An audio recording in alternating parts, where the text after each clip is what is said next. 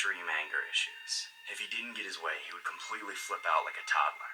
Oh my Out of nowhere, he God. would start screaming and yelling and throwing things. Do you mind cleaning up after yourself? Shut up! You can't say that to me! This is my house! Thomas, you can't get mad. You can't get mad that you have to clean up after yourself.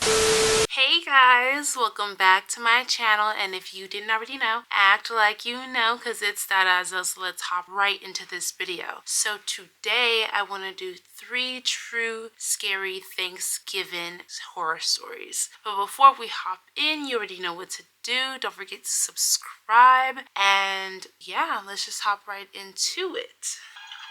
I don't like that noise.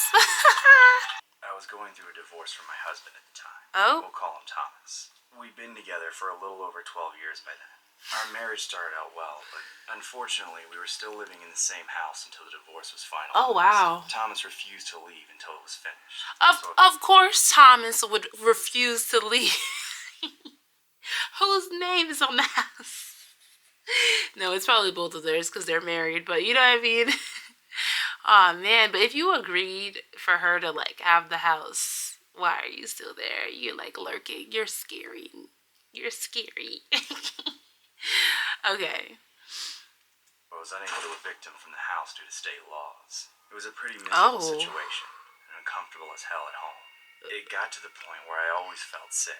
Really, it had been bad for the past few years. Oh. It was a nightmare being married to Thomas. He is It completely changed lurking. from the man I met all those years ago into a total control freak. He was emotionally and physically, and he had extreme anger issues. If he didn't get his way, he would completely flip out like a toddler. Oh my Out of nowhere, he God. would start screaming and yelling and throwing things. Do you mind cleaning up after yourself? Shut up! You can't say that to me! This is my house! Thomas, you can't get mad. You can't get mad that you have to clean up after yourself. You don't want to be told what to do. That's your living space. Clean after yourself. That's a no-brainer, bro. Like, how are you mad right now? How are you mad? Oh my gosh. But no, in all seriousness, that's really scary. Like if somebody starts acting out and they look like, or they're exhibiting symptoms of psychosis, or, you know, they gotta go. Like you gotta start calling up the family members. Hello? Yes. Thomas' mother? I'm gonna need you to come and get your son. Immediately.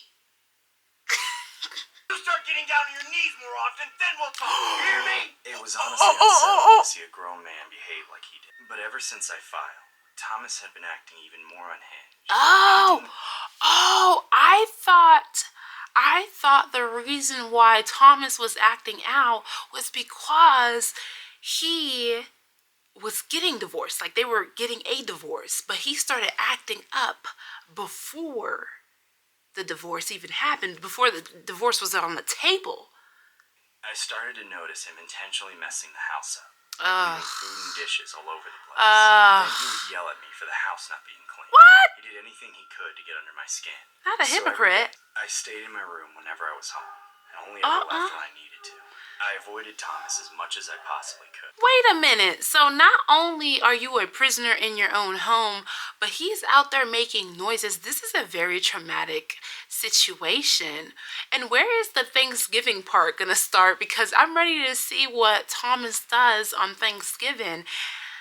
I didn't want to see him for 1 second. Oh, that's so scary. It was like that every day, and I would throw up on a daily basis. Whoa. I started to become afraid that Thomas would do something awful.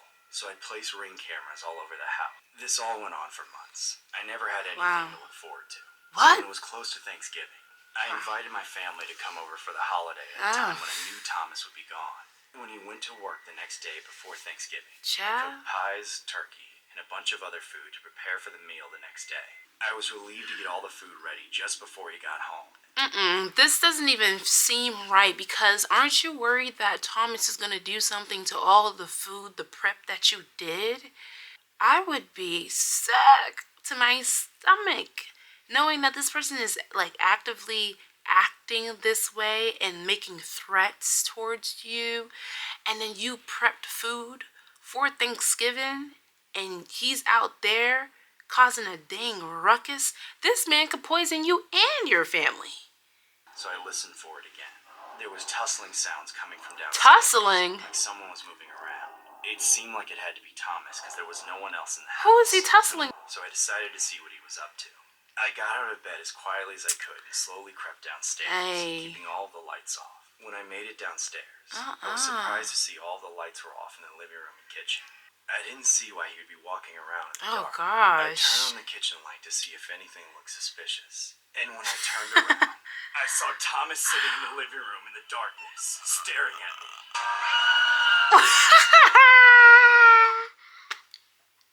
I'm sorry. I feel like I could have predicted that coming. Like, who's that lady over there in the chair? Like, but instead of what fucking lady? It's right. Countless nights of no sleep, like combien de jours de sommeil, combien de jours sans soleil. Like, come on, like you having me miss my sleep. I'm scared. I'm a prison in my own home. Oh, you've got to go. I don't care who you are. I knew that had something to do with me. Then I remembered the Ring cameras. I checked the footage and saw that's smart. That's smart. Something very suspicious with my Thanksgiving pies. Oh, I know. I couldn't fully tell what he was doing, but it looked like he was adding something to them from his pocket. I texted my family about it, and they told me to stay in my room until he left. So I waited a few hours. Okay, I was right on the money. Okay. But a few hours later, he finally left for work. I then took the pies down to the police station and filed a report. It was determined that the pies had been laced with some sort of poison. I tried to get the police to arrest Thomas, but they said I didn't have enough evidence. No matter how many times I called them, nothing ever happened. I confronted Thomas about poisoning the pies, but he of course denied everything. He told me that I was losing my mind. I didn't feel safe at home. Not the So gaslighting. I eventually left leave. The reason I felt ill all this time was because Thomas was poisoning me. I was lucky that he never used a killing dose. Oh, and it was based off of a true story? Oh, y'all really just don't like people. That is wild. To poison, to even cause that much unrest in somebody's home. Your home is supposed to be your peace. Once somebody tarnishes your peace in your home, it's done so. You can't even make that house a home anymore. You gotta relocate. You gotta do it for your sanity, because all the things around you and like subtle things will remind you of the like abuse and the just the ruckus that would go on in the house. So yeah, no, that was actually pretty scary. This is just part one. I have 2 more stories that I'm going to be dropping this week, so y'all just keep an eye out for that. Let me know what you guys thought about this animation down below. Don't forget to like, comment, share, and subscribe, and I will see you guys in the next one. Bye.